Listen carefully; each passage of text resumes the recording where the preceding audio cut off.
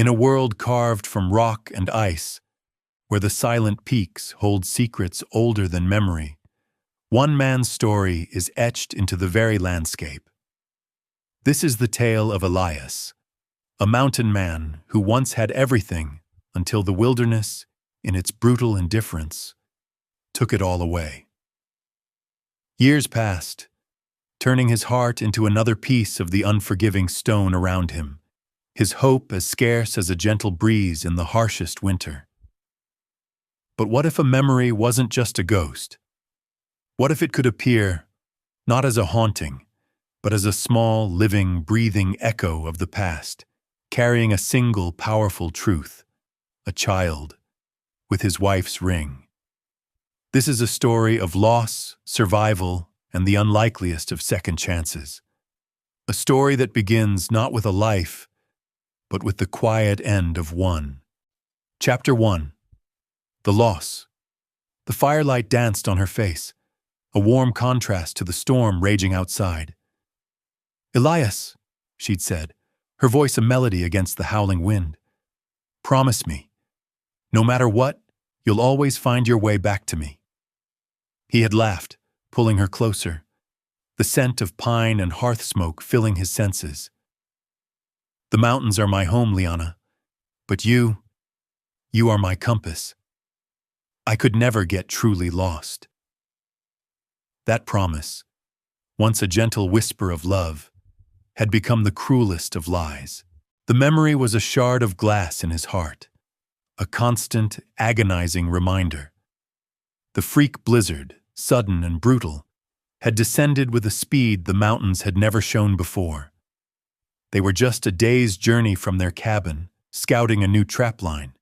He had seen the sky turn a sickly shade of gray, felt the air grow heavy with a dread he couldn't name. "We need to get to the shelter now!" he'd yelled, but it was too late. The world disappeared in a vortex of white. He had held her hand, felt her fingers slip from his grip as a gust of wind tore them apart. He had screamed her name until his lungs burned, his voice swallowed by the storm's fury. Days later, when the snow finally stopped, he found her tracks, leading to the edge of a sheer cliff. A silent, final farewell.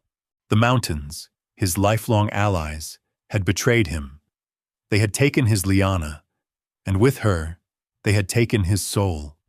He had spent weeks searching, a desperate, hollow man, his hope freezing with every fallen snowflake.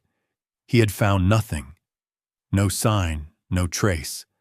Just the endless, empty expanse of white.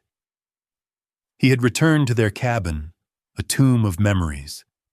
The scent of her perfume still lingered on her scarf. Her favorite book lay open on the bedside table. A half-finished cup of tea sat on the counter, as if she would return any moment. Every object was a monument to his failure, a reminder of the life he had lost. He lived in the past, a ghost in his own life. The present was just a bitter chore of survival, trapping for food, chopping wood to keep the cold at bay. The future was a bleak, desolate wasteland, a promise of nothing but more lonely years. He had buried his love, his joy, his future in the snow alongside his wife's memory. The man who had once been a master of this wilderness was now its prisoner, haunted by the whispers of a past he couldn't let go of. The grief was a physical weight, a suffocating blanket he couldn't shake. He had lost her, and with her, he had lost himself. He was no longer Elias. He was just a memory walking in the cold, a shell of a man waiting for the end. But what if the past wasn't buried? What if it was just waiting for the right moment to emerge from the frozen silence? Chapter 2. Years of Solitude. The years had blurred into a single, unending season of gray. Winter was no longer a time of challenge and triumph. It was simply a permanent state of being, both outside and within his heart. Elias's days were a monotonous rhythm of survival. He'd wake before the sun, not out of passion, but out of routine. He'd check his traps, his movements practiced and efficient, devoid of any joy. The kill was just meat. The pelts were just a means to trade for salt and ammunition in the rare trips he made to the nearest outpost, a small, forgotten settlement called Raven's Bend. There, he was a ghost among the living, a silent figure who spoke only when absolutely necessary, his eyes holding the depth of 1,000 lonely nights. The townsfolk knew him as the Mountain Man, a legend whispered around campfires, a man who had lost his family to the wild and had been consumed by it ever since. He remembered the first year, how every sound, every shadow had been a reminder of her. The way the wind rattled the window pane was the same way she used to tap her fingers on the table when she was deep in thought. The snap of a dry twig under his boot was the same sound her footfalls made when she walked beside him. He had screamed at the mountains, his voice echoing back at him, mocking his grief. But as time wore on, the memories didn't fade. They solidified, turning into heavy, immovable stones in his heart. The pain had ceased to be a sharp, agonizing stab and became a dull, constant ache. He was no longer fighting the wilderness. He had become a part of it, as cold, as unforgiving, and as silent as the stone peaks themselves. He had forgotten what it felt like to laugh, to feel genuine warmth, to hope for a future. The cabin was a mausoleum of their life together. Her things were still exactly where she had left them. The small clay vase she had made sat on the mantelpiece, a testament to a life that had been cut short. The book she had been reading was still on the bedside table, its pages now brittle with age. He had never had the heart to move anything. It was a self-inflicted punishment, a constant reminder of what he had lost. His only companions were the wild animals he hunted and the howling wind that told him stories of the past. He no longer felt a part of humanity. He was a creature of habit, a ghost clinging to the remnants of a life that was long gone. The thought of ever leaving this place was a foreign concept. This was his prison, his sanctuary, his everything. He had built this life of solitude, a monument to his grief. He believed this was all there was left for him. But out in the silent, swirling snow, something was moving. Something small and impossibly out of place. It was a movement that his practiced eyes caught instantly, a flicker of life in the desolate white. His hand instinctively went to the rifle leaning against the wall. A threat? Or something else? He squinted into the blizzard, his breath misting on the cold glass, his heart, which he thought was frozen solid, giving a faint, almost imperceptible tremor. Chapter 3. Echoes of the past. His senses, dulled by years of emotional hibernation, suddenly snapped to life. He wasn't just looking, he was seeing. Not just listening, he was hearing. The blizzard had settled into a gentle but relentless snowfall. Every white flake seemed to carry a memory. He saw a flash of his wife's red cloak against the snow, heard the phantom sound of her laughter carried on the wind. For a moment, the past wasn't a weight on his shoulders. It was a ghost in front of him, taunting him, leading him on a silent chase. He pushed aside the memories, focusing on the present. It was a skill he had perfected over the years, compartmentalizing the past to survive the now. But this time, the past wasn't just an echo. It was a tangible presence. He followed the faint tracks, not of an animal, but of something far more unsettling. These were human footprints, small and shallow, almost completely obscured by the fresh snow. A chill that had nothing to do with the cold ran down his spine. No one came this far into the mountains, not in this weather. not with a storm that had just passed. He moved with the quiet grace of a predator, rifle at the ready. With every step, a memory returned. The feel of her hand in his as they navigated a slippery slope. The way her breath created a white cloud in the cold air. The way her small foot had left a perfect imprint in the snow. He was walking the same path they had walked together a lifetime ago. The echoes were deafening now, a chorus of what-ifs and if-onlys. He stopped, his boot pressing against something hard beneath the snow. He knelt, brushing away the white powder to reveal a small wooden carving. A simple, hand-carved bird. His heart seized in his chest. It was a carving he had made for Liana years ago, one of the first gifts he had ever given her. It had no place being here. He picked it up, the cold wood feeling impossibly heavy in his hand. The memories weren't just echoes anymore. They were solid, physical objects, appearing out of nowhere. It was a trail of breadcrumbs, not leading him to a child, but leading him back to a past he had tried so hard to bury. The tracks led to a small clearing, surrounded by a ring of frost-covered pines. The tracks stopped abruptly at the base of a large, gnarled oak tree. He lowered his rifle, his gaze scanning the area, his mind trying to make sense of the impossible. The snow was undisturbed. There was no one here. The feeling of being watched was overwhelming, but there was nothing.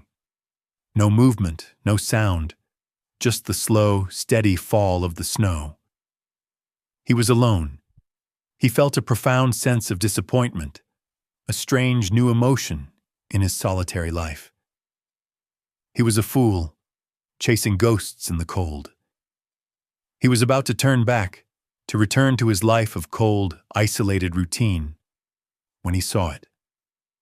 A glint of metal under a small mound of snow near the base of the tree. A flicker of hope, or was it just another cruel mirage? He walked toward it, his heart pounding in his chest, a rhythm he hadn't felt in a decade. He brushed away the snow, revealing a small, worn object. He picked it up, his breath catching in his throat. It was a small, crudely made toy. A little doll, its face a single hand-stitched smile, and clutched in its tiny, sewn hand was a perfect replica of a ring. His wife's ring. Chapter 4. The harsh winter. The calm, cold logic that had been his only companion for a decade was gone, shattered by a tiny wooden toy. The ring, a perfect miniature replica of the one he had given his wife, felt like a brand against his skin. This wasn't an echo.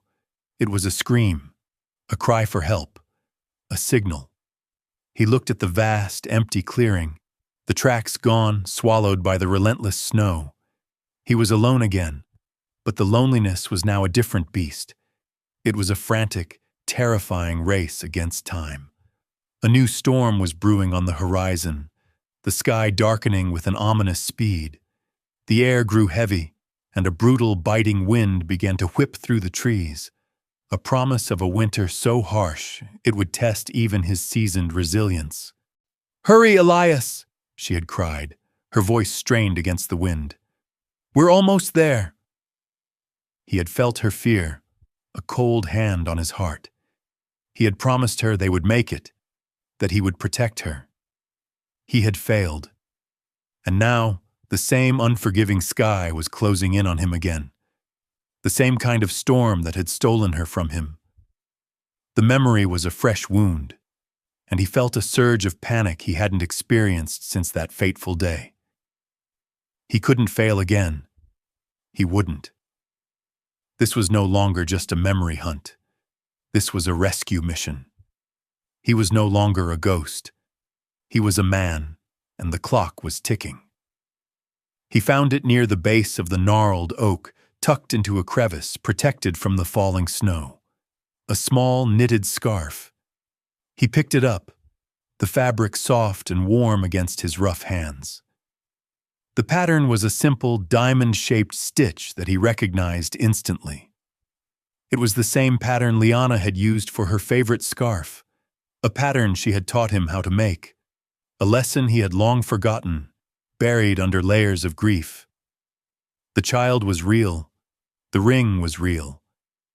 This was not a mirage. This was a direct, impossible link to his past. He held the scarf, its scent faint but undeniable. A mix of wood smoke and wild herbs, the same scent that had always clung to Liana's clothes. He felt a tear freeze on his cheek, a raw, painful release of emotion he had held captive for so long. The tracks were gone. The wind had erased them completely. There was no clear direction, no path to follow. He was faced with the same vast, terrifying emptiness that had consumed him a decade ago.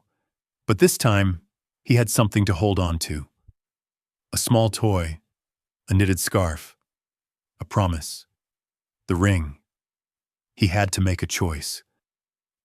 Go back to the safety of his cabin and wait out the storm, or venture into the heart of the approaching blizzard, risking everything on a chance, a whisper of a possibility.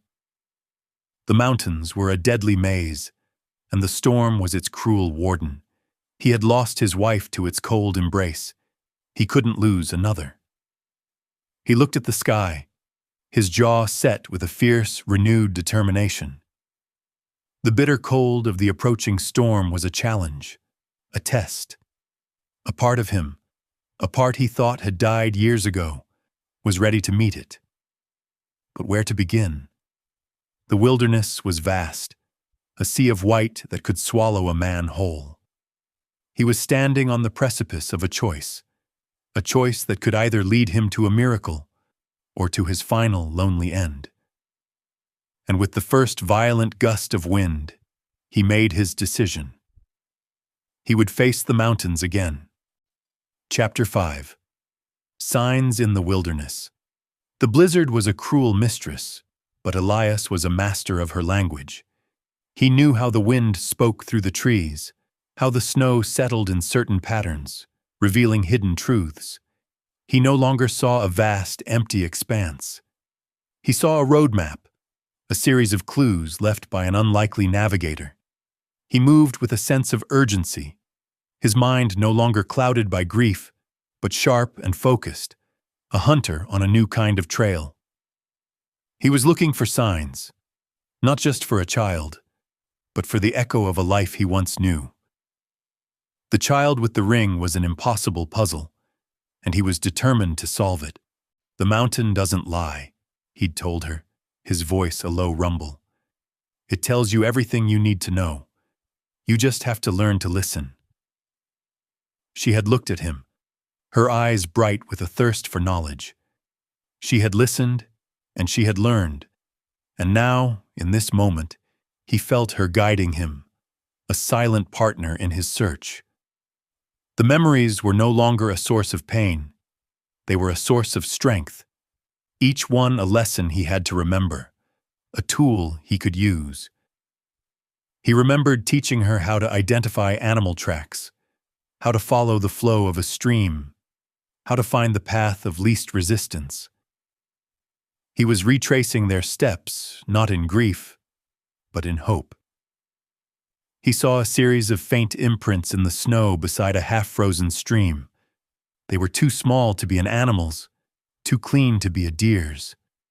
They were the prints of a small boot. He followed them up the bank, his heart rate quickening. He saw where the child had used a fallen log to cross the stream, a move that showed an incredible understanding of the wilderness. This was not a lost child. This was a survivor. He continued to follow the tracks, his focus absolute. He saw where the child had bent down to drink from the stream, the marks of a small hand on the icy bank. He could almost feel the presence of the child, a phantom warmth in the cold air. He saw a series of faint imprints in the snow beside a half-frozen stream. They were too small to be an animal's, too clean to be a deer's. They were the prints of a small boot. He followed them up the bank, his heart rate quickening.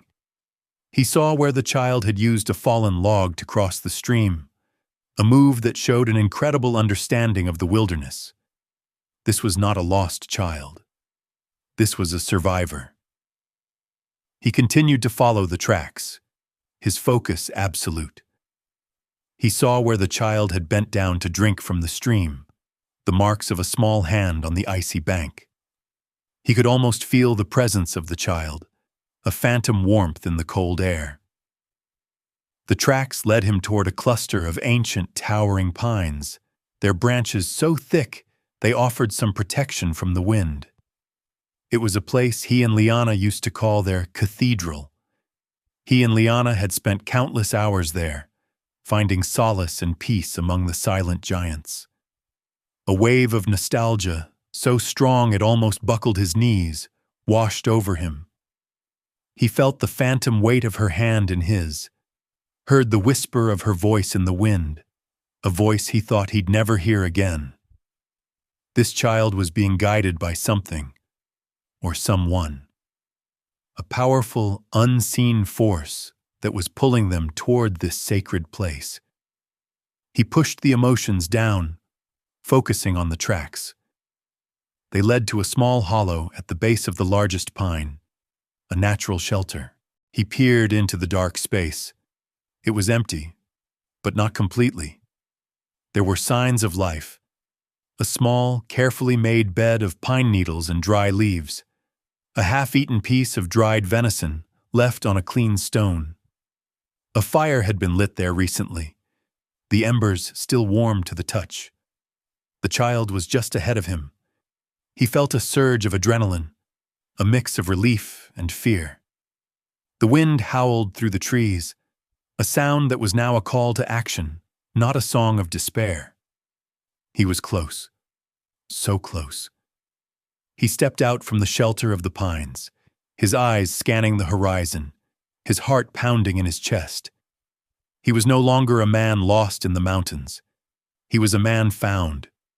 And as he looked, he saw it. A flicker of movement on the ridge above, a small, solitary figure moving against the white landscape, like a single note in a silent symphony. He had found them. But the child wasn't alone. A large, dark shape was following close behind, its movements deliberate and predatory. It was a wolf, a lone hunter, and it was stalking the child. Chapter 6. The Encounter.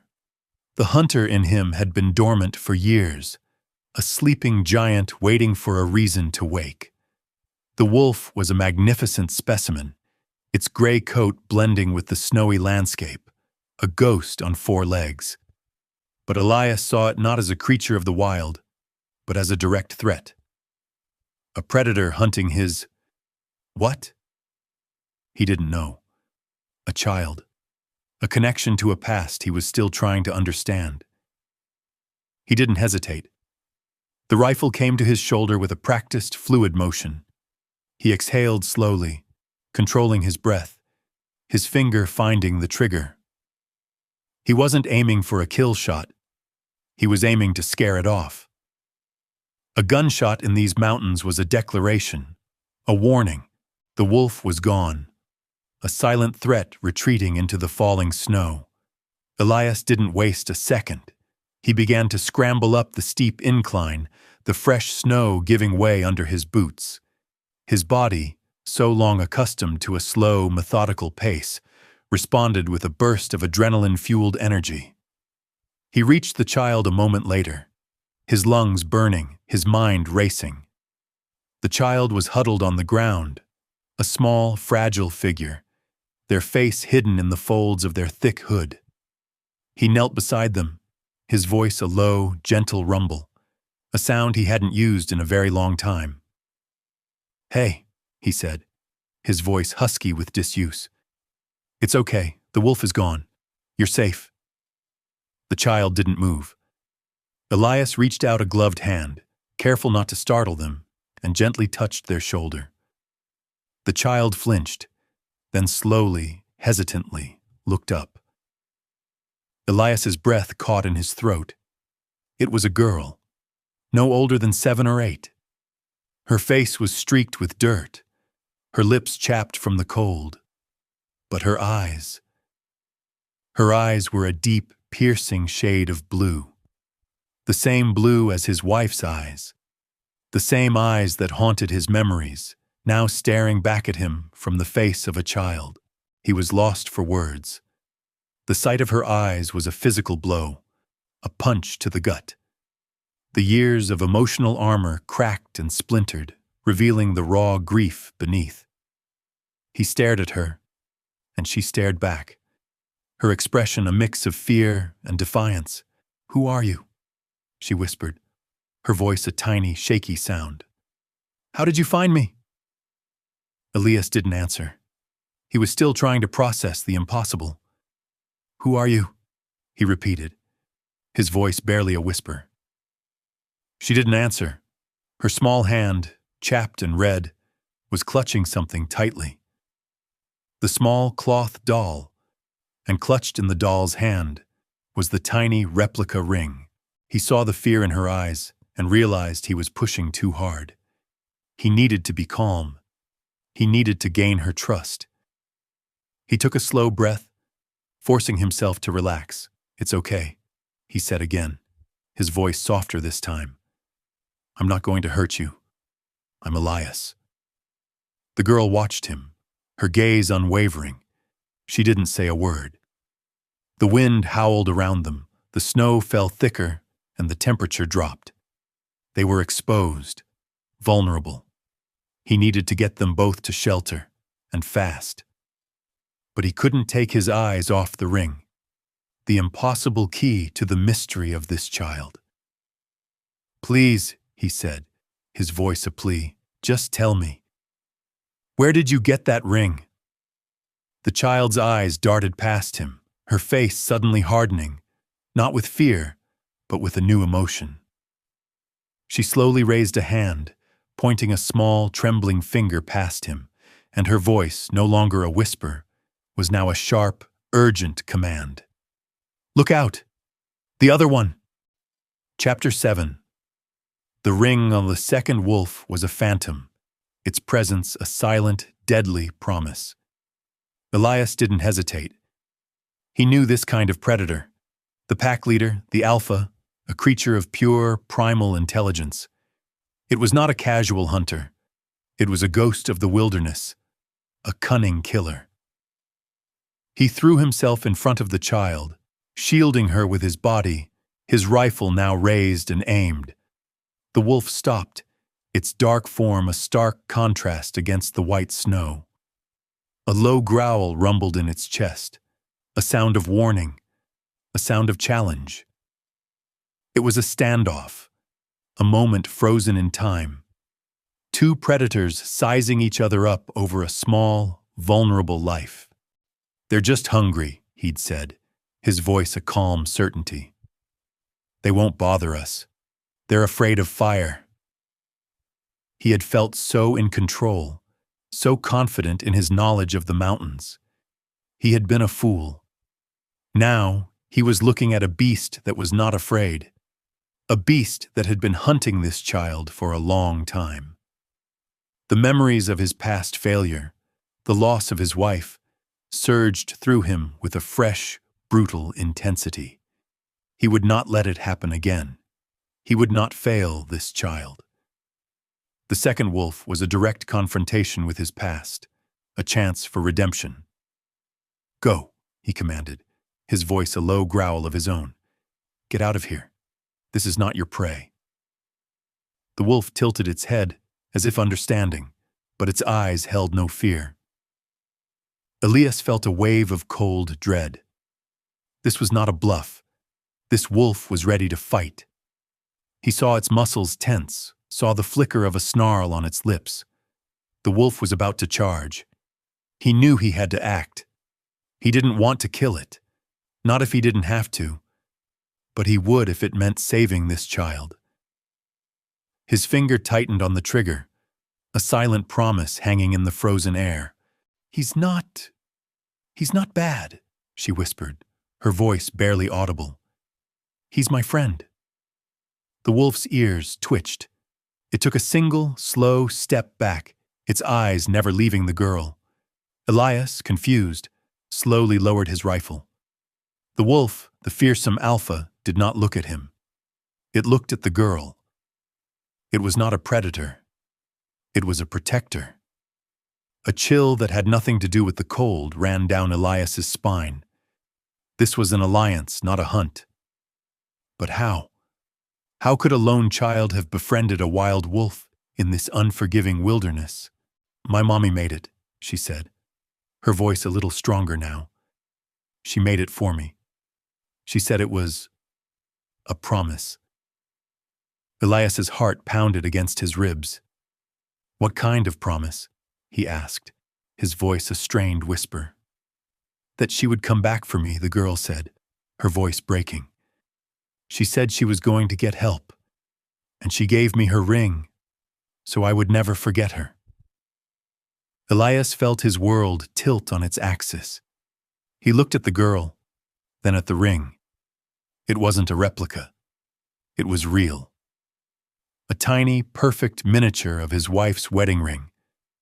The kind of ring she would have had to get custom made. His mind, so logical and practical, screamed at the impossibility of it all. He looked at the child, then at the wolf, then back at the ring. "But who is your mother?" he asked, his voice shaking with a desperate hope. "Her name was Liana," the girl said, her small face streaked with tears. Elias felt the ground disappear beneath his feet. What is your name?" he asked, his voice now a choked, pained sound. The girl looked up at him, her blue eyes filled with a heartbreaking honesty.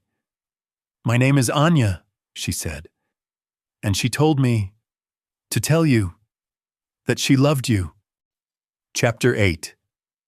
A flood of questions. "It's a promise," he'd said to her, his voice full of hope. "A promise that no matter what, we'll always be together." He had never seen her without it.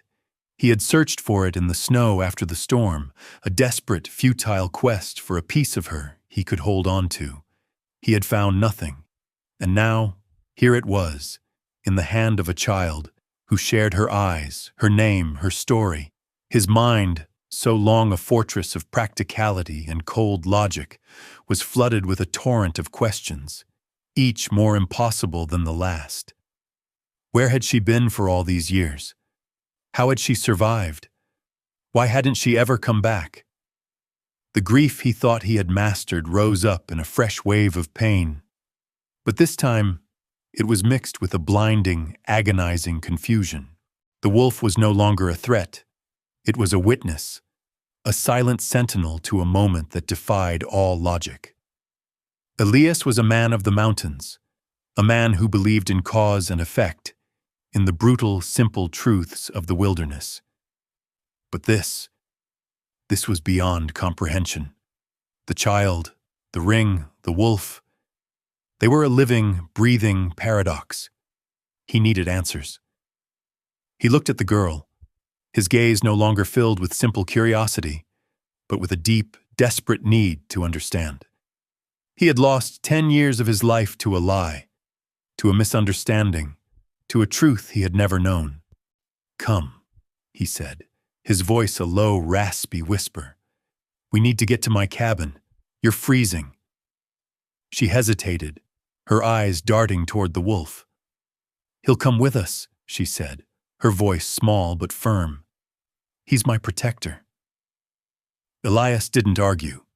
He had seen the truth in their silent communication, the bond between them that was stronger than the cold, stronger than the fear. He led her back through the forest, a silent procession of 2 humans and a wolf, a strange, impossible family. With every step, he saw the past not as a memory, but as a living, breathing landscape. The path they walked was no longer a path of sorrow. It was a path of discovery. "My mommy's," she said softly, her voice filled with a heartbreaking certainty. Elias felt another jolt of shock. How could she know? She was just a child. She had never been here. His gaze fell on a small, hand-carved rocking horse in the corner, a gift he had made for their unborn child. He had never had the heart to get rid of it. Anya's eyes found it too. "She told me you made me a toy," she said, her voice a little brighter now. A rocking horse. He felt the last of his emotional walls crumble. It was her. A part of Liana had survived? But how? How could she have kept this a secret? Why had he never known? "Anya," he said, his voice now steady, "what happened to your mother? The storm. What happened after the storm?" The girl looked at him, her eyes wide with the weight of the story she was about Raskazate. The wolf settled down by the hearth, a silent guardian. The fire crackled, casting long, dancing shadows on the walls. It was a story Elias had been waiting to hear for 10 years, a story that would either free him or destroy him. He leaned forward, his whole body tense with anticipation, ready to hear the truth, no matter how painful it might be. She took a deep breath and began her story, a story that would finally answer the question that had haunted him for a decade. A story that would change everything he thought he knew about loss and survival. A story that would begin with a single, brutal moment of desperation. Chapter 9. The Child's Story. "The storm. It was so loud," she began, her small voice a ghost in the quiet cabin. "Mommy and Daddy were shouting. I was so scared. Then Mommy told me to hold her hand tight, but the wind, it was so strong. She told me to run to a cave, a big one she had seen." The scene shifts to a blinding whiteout. Liana, her face a mask of desperation, pushes a small, hooded figure toward a dark opening in the rock. The child stumbles, but manages to crawl into the shelter. "She gave me a little ring," Anya's voice continued, "and she said it was a promise. She said she was going to get help, that she would come back for me." Liana, her face a pale reflection of her fear, kisses her daughter on the forehead. "This is for you," she whispers, her voice barely audible. "A promise. Stay here. Don't leave. Don't be scared. I love you." The last thing Anya sees is her mother's face, etched with a heartbroken determination. Before Liana disappears back into the maelstrom, her figure swallowed by the storm. "I waited," she said, her voice a sob. "I waited and waited. It was so cold, so lonely." The camera shows her, a tiny figure huddled in the mouth of a cave, watching the snow fall for days, her small body shaking with cold. She had no idea how much time passed. Days turned into a week into what felt like a lifetime. She ate the few berries she had gathered, drank the melting snow. Her mother had taught her how to survive, how to find shelter, how to make a fire. She was a child, but she was her mother's daughter. "I was so hungry," she whispered. "I thought I was going to die, but then he came." The camera shows the alpha wolf, its eyes a fierce, intelligent yellow, looking at her from the entrance. Anya was terrified, but the wolf didn't attack. It simply sat there, watching her. Days passed, and the wolf became her silent companion. It brought her food, small birds and rabbits, and laid them at her feet. It led her to a stream that hadn't frozen over. It protected her from other animals, from the cold, from the loneliness. She had named him Ghost. "He saved me," Anya said, her voice filled with a powerful emotion. "He was my family." Elias's mind reeled. He had been looking for a body, a grave. He had been looking for an end. But Liana had been looking for a beginning. She had left her daughter, a tiny life, with a promise and the very essence of herself, a miniature version of the ring she held so dear. She had been on her way back to get help, to save her child. She hadn't been lost. She had been trying to find her way home to them, and she had found a way to keep her daughter alive, a way that was so improbable, so impossible, it defied all his knowledge of the world. He felt a profound, new kind of pain, the pain of a decade-long misunderstanding, a decade of living with a lie. "She didn't come back," she said, her voice a fragile whisper. "She said she would, but she didn't." Elias felt a fresh wave of grief, a final, definitive answer to his questions. His wife had not survived. She had made a terrible choice, a final, desperate act of love. But she hadn't died in the storm. She had died trying to save their child. A part of her had lived on. A part of her had come back to him.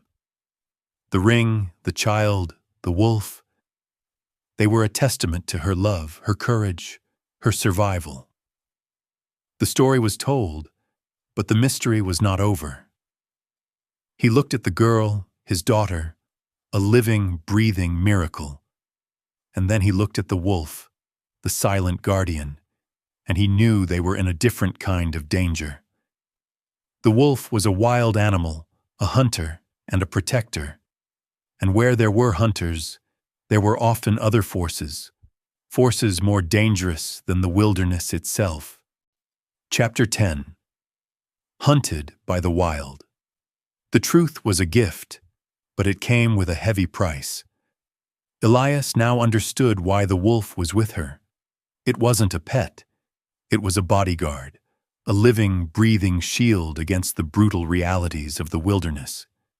He looked at the scars on the wolf's snout and shoulders, old battle wounds, not from hunting, but from fighting.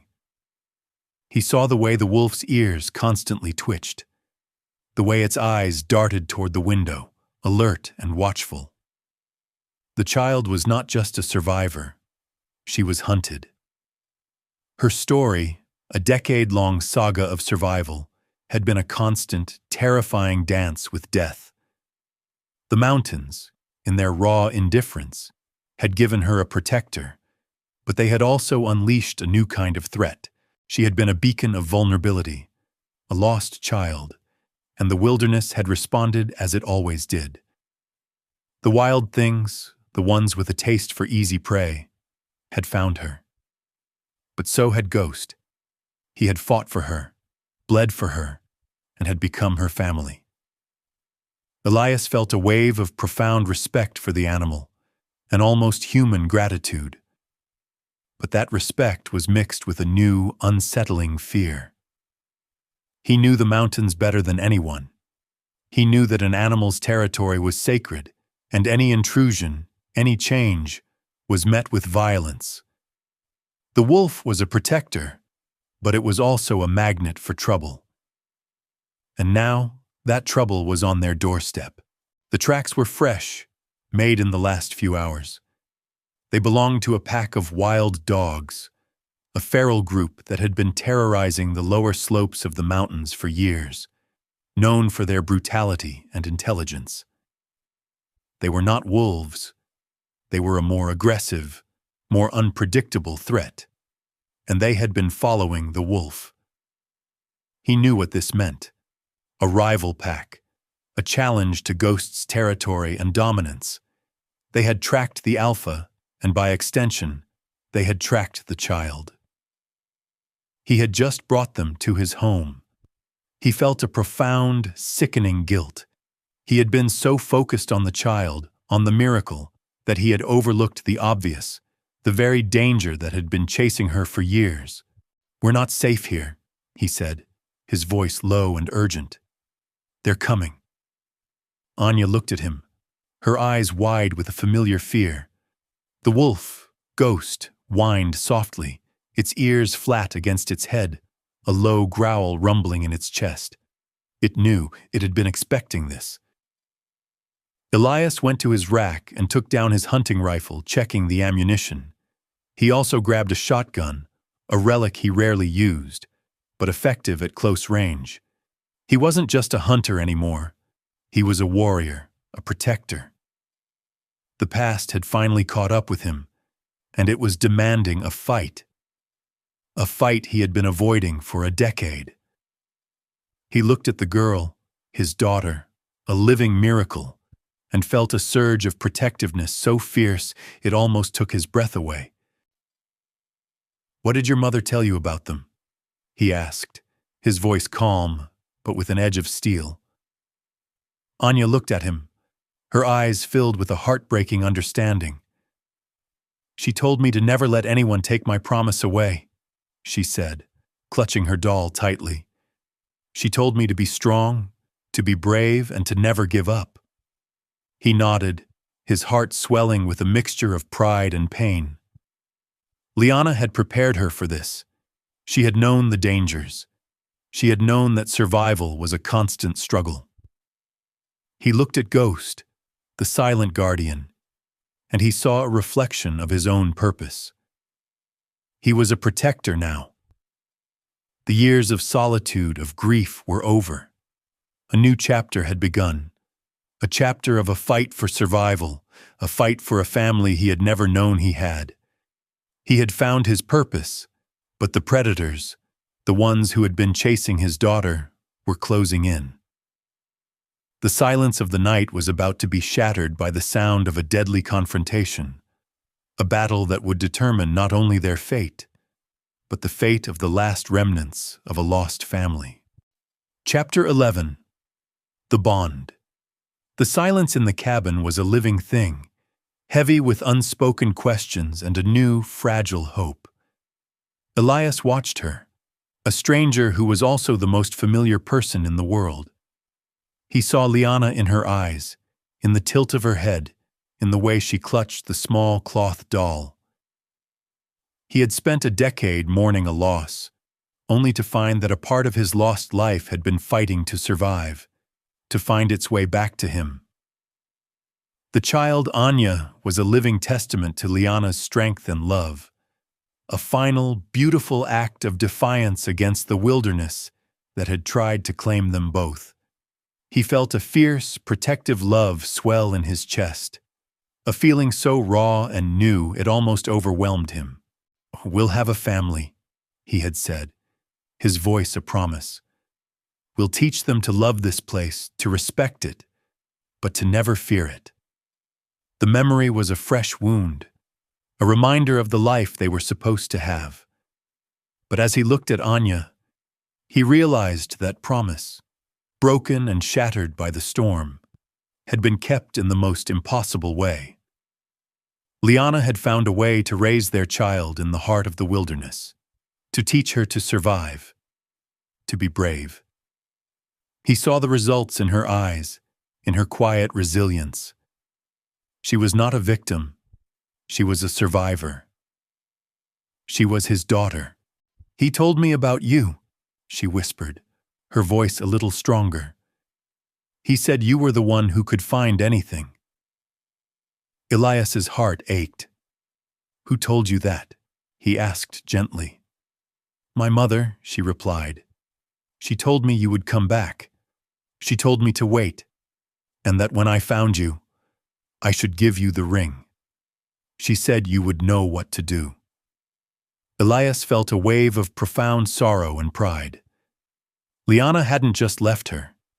She had left a plan, a trail of breadcrumbs leading their daughter back to him.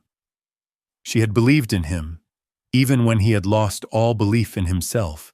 The bond was instant, a connection forged in a decade of separate survival and a shared, tragic truth. They didn't need words. They had a language of their own, a language of shared glances, of unspoken understanding. He was no longer a solitary mountain man. He was a father. He was a protector. He felt his purpose, his life's meaning, return with a force that took his breath away. The grief, the solitude, the empty years, they hadn't been an end. They had been a prelude, A long, dark night before the dawn. And the dawn was here, sitting by his fire, with her tiny hands and her mother's eyes. They're here," Anya whispered, her face pale. Elias nodded, his own face a mask of cold resolve. The feral pack had found them. The confrontation was inevitable. The peaceful moment was over, replaced by the harsh reality of their situation. He stood up, his hand going to his rifle, and for the first time in a decade, he wasn't just surviving. He was fighting.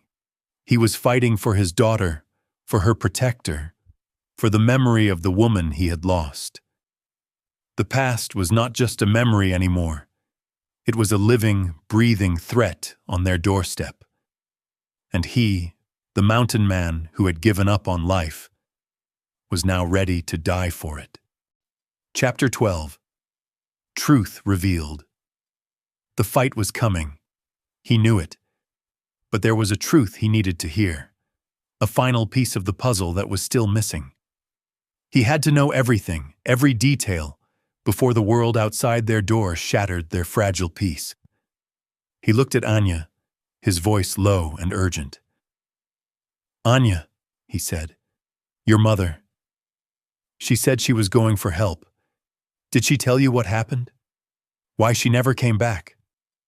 Anya's eyes, so filled with her mother's light, clouded with a painful memory. She shook her head, but then she looked at the wolf, at Ghost, and her expression changed. It was an unspoken conversation, a silent transfer of knowledge. She was leaving things, Anya whispered, her voice filled with a heartbreaking understanding. Little signs. She said if she couldn't come back, you would find her signs. You would follow them. The memory showed Liana carving a tiny bird on a piece of wood, leaving it at the base of a tree.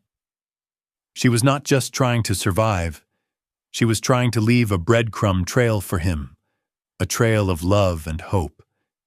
She knew in her heart that if she died, he would be the one to come looking.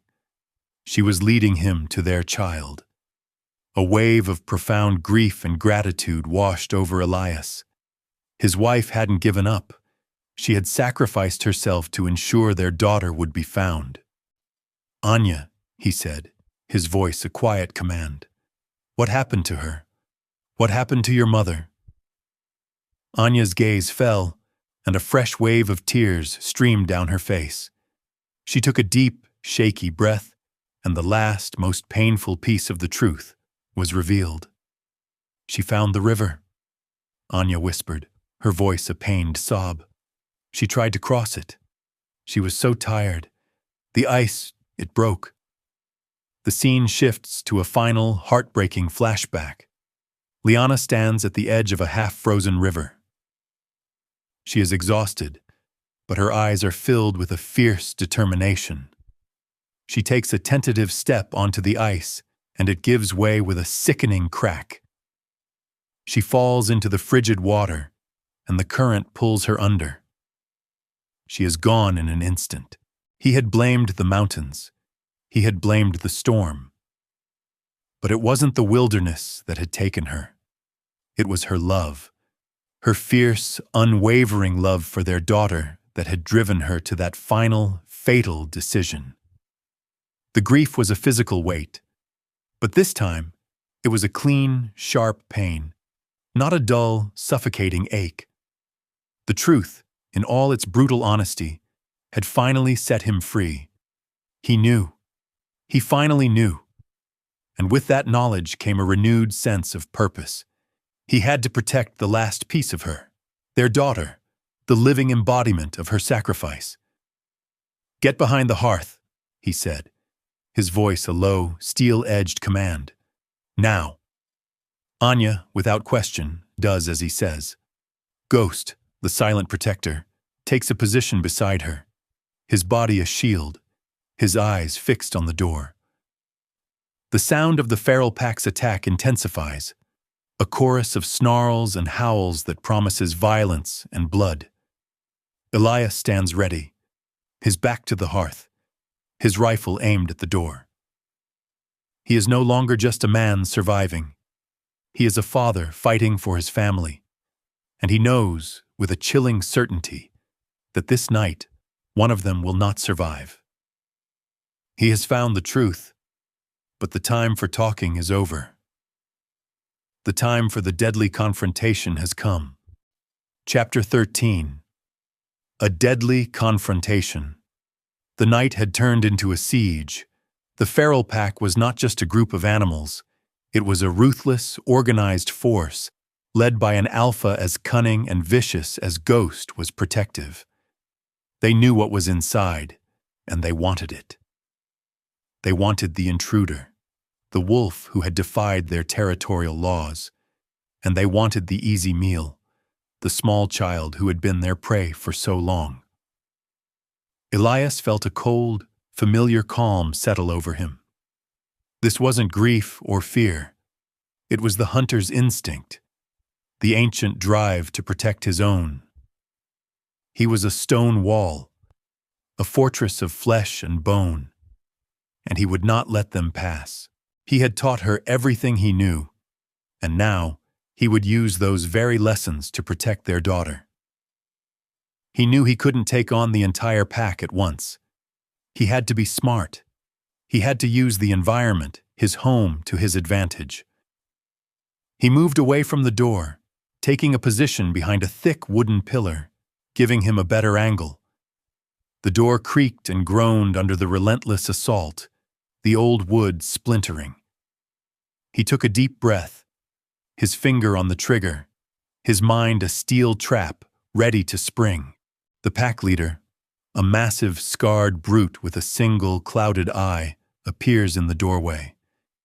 It locks eyes with Ghost, and an ancient, primal hatred flashes between them. Ghost lets out a low, challenging growl, ready to fight to the death. Elias knows he can't risk the alpha getting past him. He shoots again, aiming for the alpha's shoulder. The bullet hits, and the beast howls, but it doesn't fall. It simply turns its rage on Elias, its good eye burning with a murderous fury. This was personal. This was a challenge for dominance. He sees his axe, leaning against the wall near the hearth. He drops his empty rifle and lunges for the axe. He feels a sharp pain in his leg as another dog from the pack, smaller and faster, bites him. He ignores the pain, grabbing the axe and turning to face the alpha. He swings the axe, catching the alpha on its side. The beast howls in pain, but doesn't retreat. It turns on Elias with renewed fury. The fight is for survival now. No more rules, no more hunting. Just a desperate, brutal battle for life. Suddenly, the other wolves, hearing the sound of the fight and the smell of blood, turn their attention to a new target. The scent of a second human, a new source of fear and danger. The pack, driven by instinct and hunger, retreats from the cabin, leaving the alpha to fight its own battle. The alpha, seeing its pack flee, turns to flee as well, its bravado gone. But Ghost, the faithful protector, will not let it escape. He gives chase, a final, definitive battle to secure his territory. Chapter 14. Resolution. The storm outside had subsided, replaced by a deep, unsettling silence. The fight was over, for now. Elias was a mountain man. He knew that a vanquished rival pack would not return, at least not for a long time. The alpha's defeat was a final, definitive statement. He felt a wave of relief so strong it almost made him weep. He had faced the past and won. He had protected their child, the final piece of Liana's love and sacrifice. He looked at Anya, his gaze full of a new, profound understanding. She was not just a symbol of his past. She was his future. He reached out and touched her face, his thumb gently wiping away a tear. Anya, her small face filled with a wisdom far beyond her years, takes a piece of cloth and gently wraps it around his wound. Her touch is tentative, but sure. "Mommy showed me how," she whispers. Elias felt a lump in his throat. Liana had not only prepared her for the wilderness, she had prepared her for him. She had given her a map to his heart, a map he had long forgotten. Every lesson she had taught their daughter was a gift to him, a way for him to reconnect with the woman he had lost and the life he had mourned. The bond between the wolf and the child was a thing of wonder. It wasn't just a bond of survival, it was a bond of love. Ghost had protected her not just out of instinct, but out of a profound loyalty. And Elias, the man who had always been a solitary hunter, now understood. He looked at the wolf and saw a part of their story, a living testament to the improbable chain of events that had brought them together. He reached out and gently patted the wolf's head. Ghost looked at him, its intelligent eyes filled with a quiet trust. The final barrier had been broken. The hunter and the protector were no longer rivals. They were allies. A new pack. The ring was no longer just a piece of jewelry. It was a promise, kept. A beacon of hope in a sea of despair. It was the physical manifestation of Liana's love, a love that had defied death itself. The 10 years of solitude had not been a waste. They had been a period of waiting, of preparing for this very moment. He had been a ghost, a shell of a man. But now he was whole again. He had found his purpose, his family, his reason for living.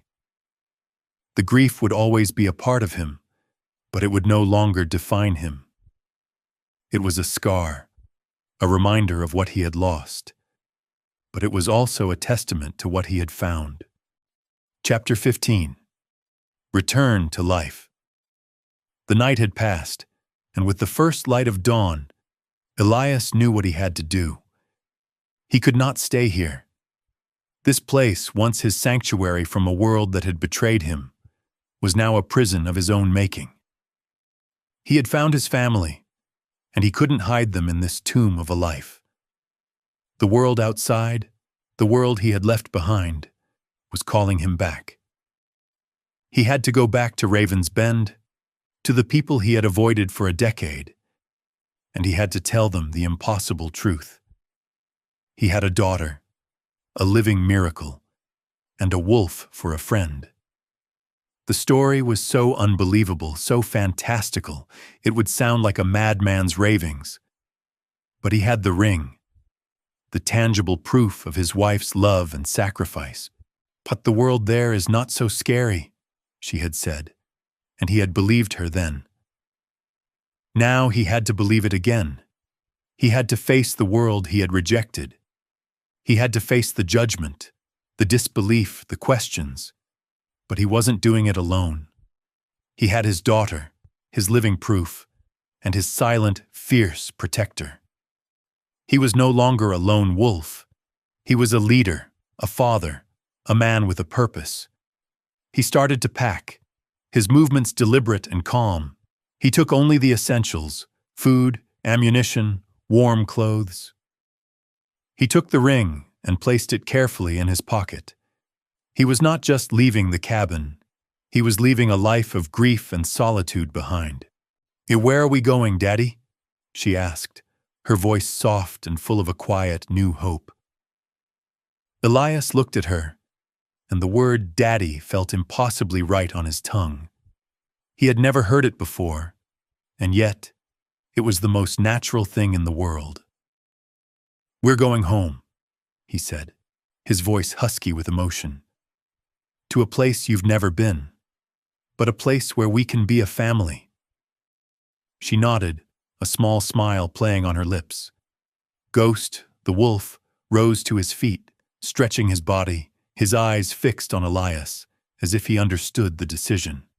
He was ready to follow, ready to protect, ready to face the unknown world. They walked down the path, the sun rising over the snow-covered peaks, casting a warm, golden light on their faces. The mountains, once a symbol of his pain, were now a backdrop to his new life. He was not leaving the mountains. He was taking the most important parts of them with him: the courage, the resilience, the wild, untamed love. He was going to a world that didn't understand the language of the mountains, a world that wouldn't believe their story. But he would tell it anyway. He would tell them of a woman's sacrifice, a child's survival, and a wolf's loyalty. He would tell them of a love that defied death, a love that brought a man back to life.